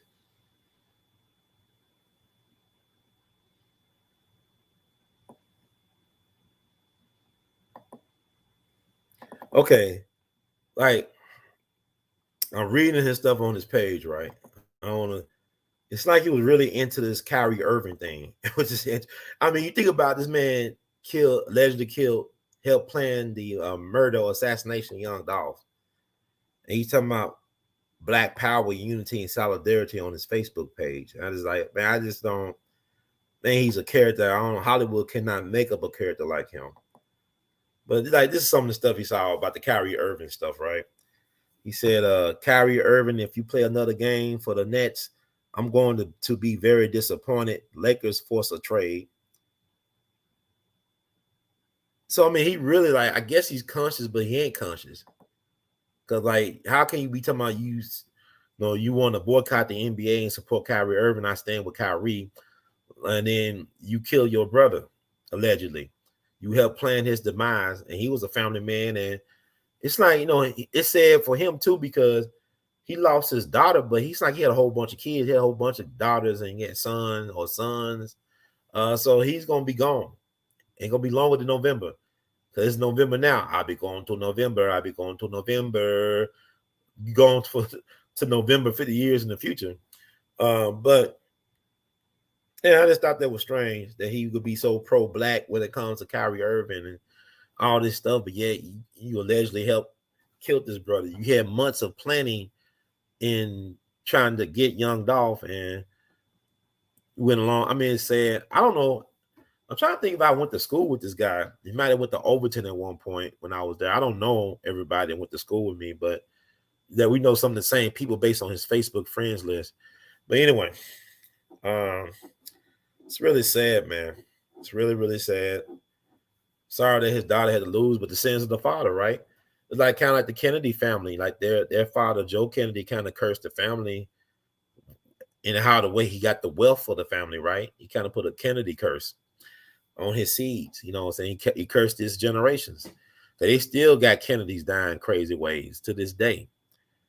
You know, Robert Kennedy's first child, Kathleen Kennedy Townsend, who was the former lieutenant governor of Maryland, she lost her daughter and her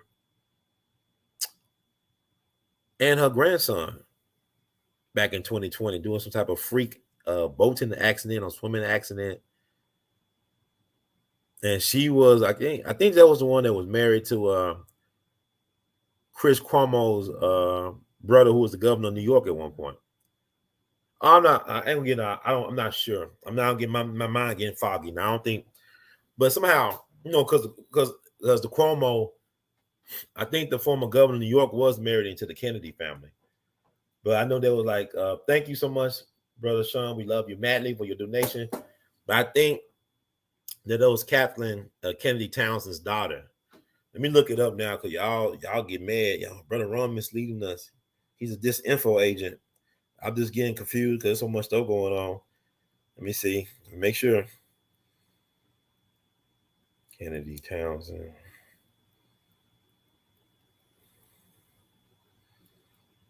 The right Kennedy daughter.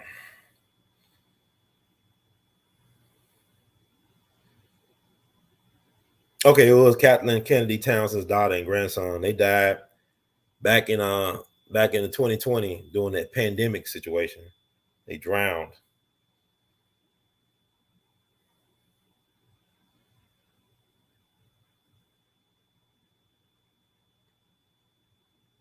They had the canoe overturned or something like that. So they're still killing Kennedys to this day. But the patriarch, you know, Joe Kennedy, bootlegger, inside trading on Wall Street, a lot of things, messing over Hollywood starlets like Gloria Swanson. Then his sons messed over Marilyn Monroe, like father, like son. I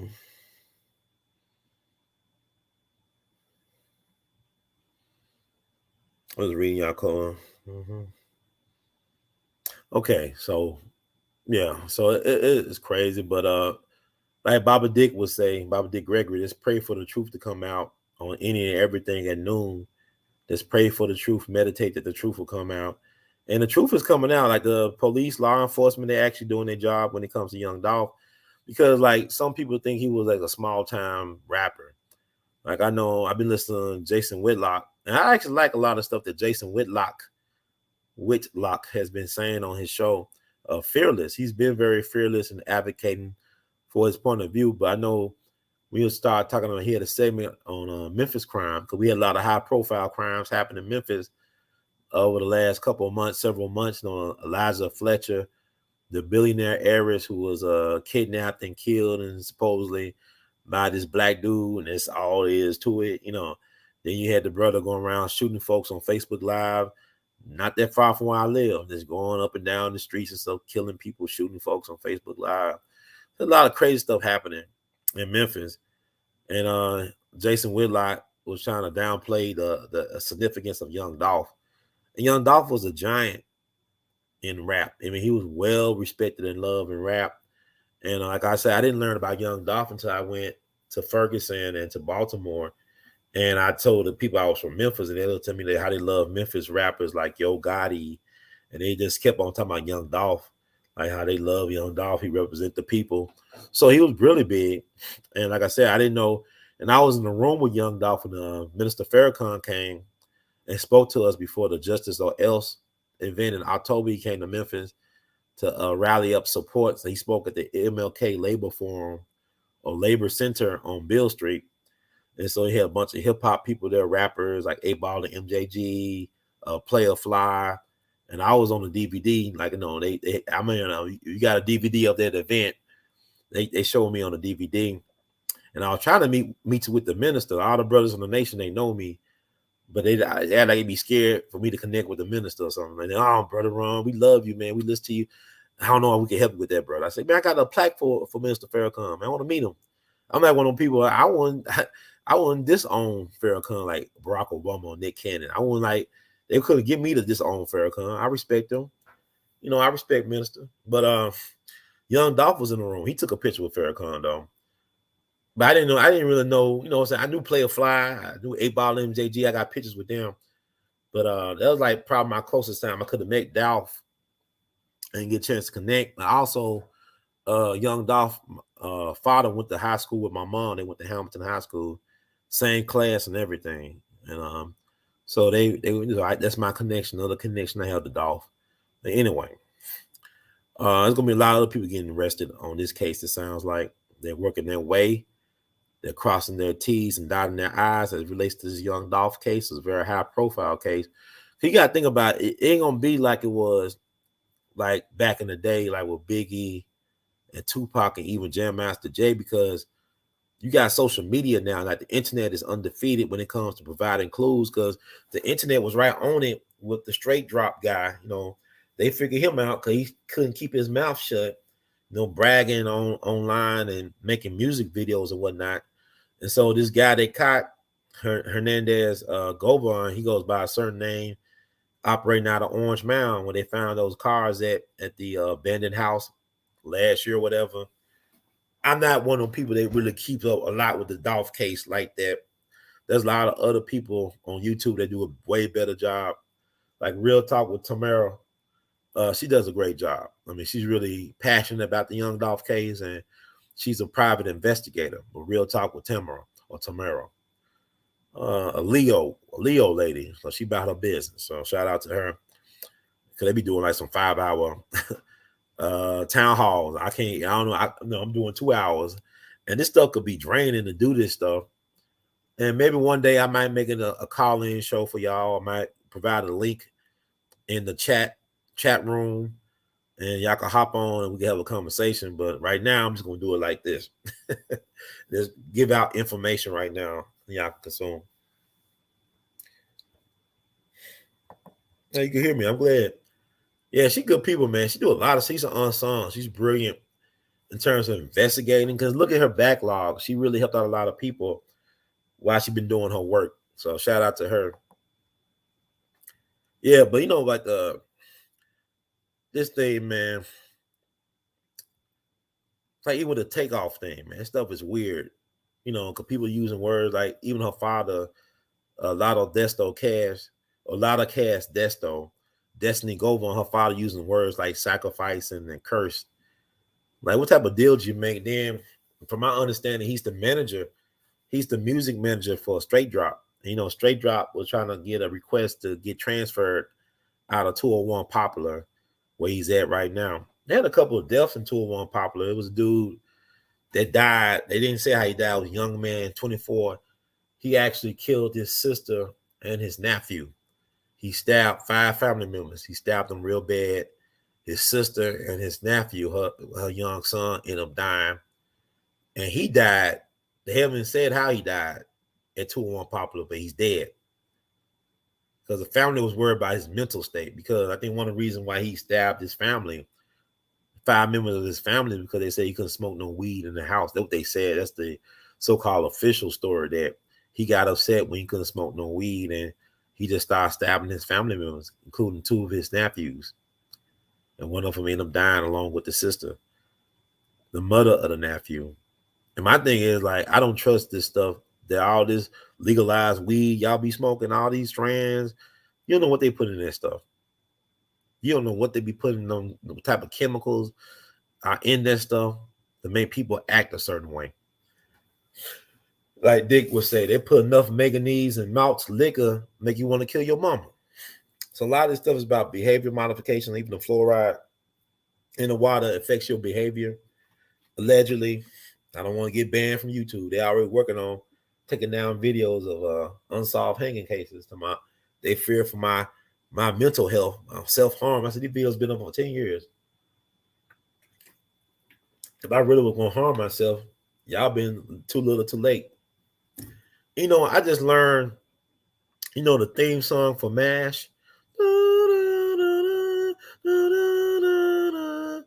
I just listened to the lyrics. I didn't know the name of the song. Because, you know, when you think about MASH, it's iconic. Because, like, when MASH used to come on when I was coming up, that means it's time for me to go to sleep. I never really watched a whole episode of MASH. It's just an iconic TV show with an iconic theme song. Then come to find out the title of the theme song, and also when they sing the lyrics, is like "Suicide is Painless." That's the title of this of the theme song for Nash. But it's a nice little catchy tune. And Leslie, the director of the MASH movie, I think it was Robert Altman, the great director. I think that's what he is. They said that his son wrote the lyrics for that. His son wrote the lyrics for the song. His son was 14 years old and wrote the lyrics, "Suicide is Painless." I think his son's still getting paid off the royalties on that song. So his son at 14 set him up for life. So he helped write the lyrics along with the great John Mandel composed the song. He composed the song based on the lyrics that the director son wrote. That's what I got from the chat. I don't know if that's true. Y'all can correct me. It makes for one hell of a story, though, to think about that the director of this movie had his son write the lyrics for this song. The song became very popular as part of our culture, and the son has made a lot of money off the residuals off that song. He did that at 14, allegedly. I read it in the chats. I mean, in the comment section. I don't know if it's true or not. It sounds too good to be true, actually. But "Suicide is Painless" is the name of the title of the theme song for MASH. I just learned that yesterday. But anyway, it's always like Harry Truman said, the only thing new is the history that you don't know. The only thing new is the history that you don't know. The only thing new is the history that you don't know. So with that said, I think that's it for tonight. If you like the words from Brother Herb, please spread the word. Subscribe at YouTube at We All Be TV. That's one word, We All Be TV. We All Be TV. Also, give a shout out to our dear sister, Kara Dangerous Talk. Give a shout out to Sister Kara Dangerous. Doing some phenomenal work on her channel, the Kara Dangerous Talk. That's one thing she did recently. I want to give emphasis on. Y'all check her out, Kara Dangerous Talk. Good stuff. You see. How's she coming into her own? But I don't give her a shout out. I know she like to listen to the show. Let's see.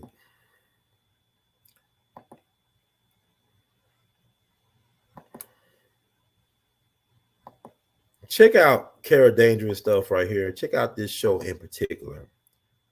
Show she did the other day about Kyrie Irving situation. No, like the NBA now, they're trying to put him back in. He's welcome back into the family now. No longer the black sheep, even though he's the black sheep. You can get with this or you can get with that. You can get with this or you can get with that. You can get with this or you can get with that. Okay. This did a great show on an hour about the Kyrie Irving situation, about Jaylen Brown taking his side and all this stuff. And check that out. You know, it's worth checking out. Truly enjoyed that show. Shout out to Kara Dangerous. Keep on doing what you're doing. So, getting back to me closing it out. Like the words from Brother Herb, please spread the word. Subscribe to We All Be TV. Join membership. Thanks to Wild Hero for joining, for being the first member of the membership. Let me see. Okay. Brother Dominique Griffin being second member. We love you madly. Wild Hero being the first member. Thank y'all so much for joining. We love you all madly. Great support. Thank y'all so much. But let's close it out. You could cash out your support, $R2C2H2. That's $R2C2H2. You could PayPal, Google Pay, and Zelle your support, R2C2H2 at gmail.com. That's R2C2H2 at gmail.com. You can Venmo your support at R2C2H2. You can Apple Cash your support at phone number 901-299-4355. That's phone number 901-299-4355. You also can Patreon your support at patreon.com/weallbe. About Artivist Art, R2C2H2.com. That's R2C2H2.com. Also, let's see, about Artivist Gear. I don't know if they got the shelf below the description box, but they, like I said, they've been messing with me, man. Just keep on. They be like the bully. I'm so used to getting bullied. See, a lot of us get bullied all the time. I've been bullied ever since I've been here, but yet I still stand my ground. I still be myself, and I still win some type of way. I stay winning against all odds. But yeah, that's the R2C2 place. To buy you a shirt with my work on it. I'm gonna put the link inside the chat room box.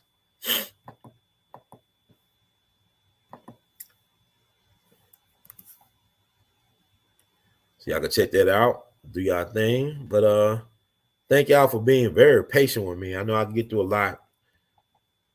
So let me see, I'm gonna read the disclaimer. We're gonna get on down. I try to make a promise that I keep these things at least 2 hours.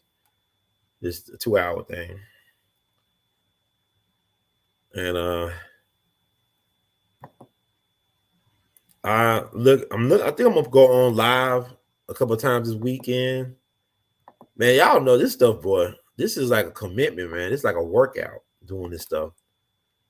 But it's worth it. It's a workout that's worth it because the benefits are long term. So the disclaimer: the views expressed by hosts and guests on the We All Be TV platform are not the official views, opinions, beliefs, or perspectives of We All Be News or the We All Be Group Incorporated. We All Be News is an organization that thoroughly believes in supplementing the information narrative that is usually supplied by the corporate news entities with those viewpoints and expressions which may be marginalized or ignored for a plethora of reasons. We are about informing the general public on alternative perspectives as it relates to news and information, and letting the general public be the ultimate judge in deciding on how to use said information. Informed citizens are responsible citizens. Thank you for your support. I'm trying to pronounce, enunciate, and all that crap. You know what I'm saying? I can do that from time to time. So I hope you understand the words that came out of my mouth for most of the time I was on the mic. Okay? Okay. Thank you all for tuning out, to tune in, to get in where you fit in with your brother Ron, R2C2H2 Artivist, because we all be in it to win it. We all be in it to win it. So, words of the great Duke Ellington, we love you madly. Yeah, you know, Kanye recently talked about the chakras, the vibrations, and the 808s. They are controlling, they are modifying people's behavior through the music. This is true. So what are we going to do about it, though?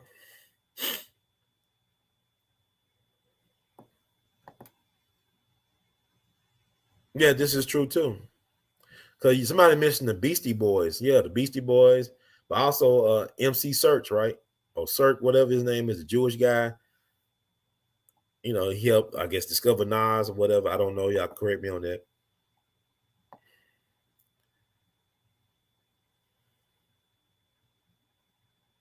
Greetings from Nigeria. Thank you so much for tuning in or tuning out, to tune in, to get in where you fit in. Thanks for and whoever donated in the chat room, I thank you. Just hit the like button. You get the likes up, help us the algorithms here.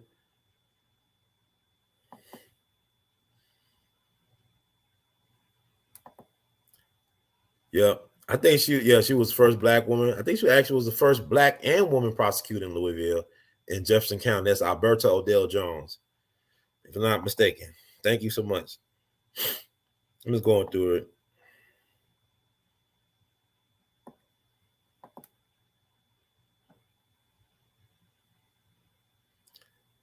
Yeah, let's say her name.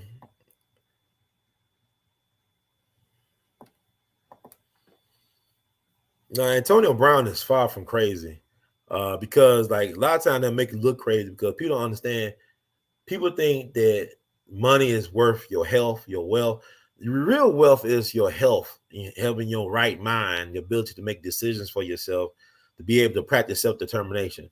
Now, I may not have agreed with some of the things that AB did, but he had his reason. And he's still a Hall of Famer receiver. He's one of the greatest receivers that ever played the game. It's just like how people were trying to make Terrell Owens look crazy. And Terrell Owens was always a pretty good team player. But they try to make it in the media like he was such a distraction. And they cut his career short. It's like they did a Barry Bonds on Terrell Owens. And then he should have been the first ballot Hall of Famer too.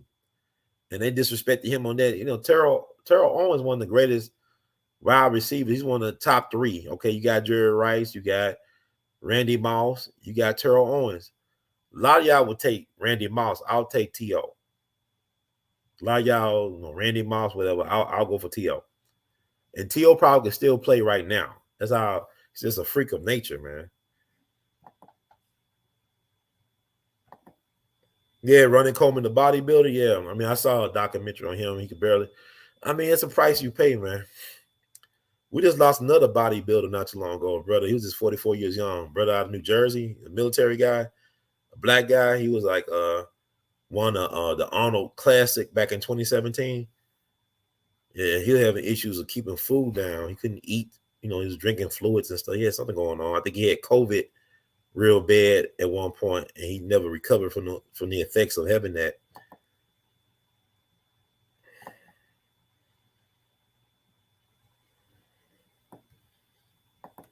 Thank you, brother Dominique. We love you madly. Thank you for your membership.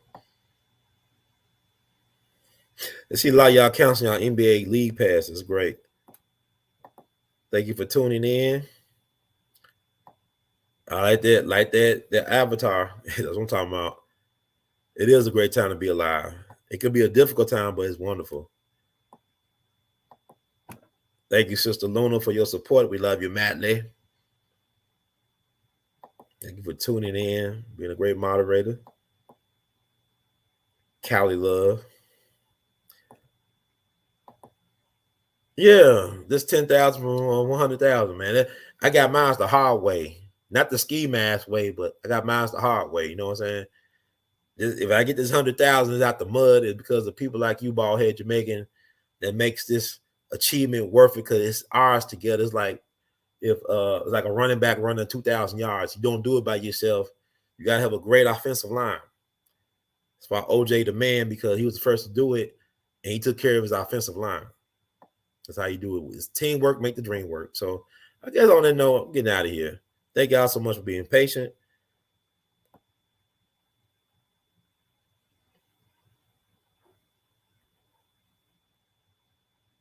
Yeah, you gotta control the new music, man. Thank you, Durant Uptown.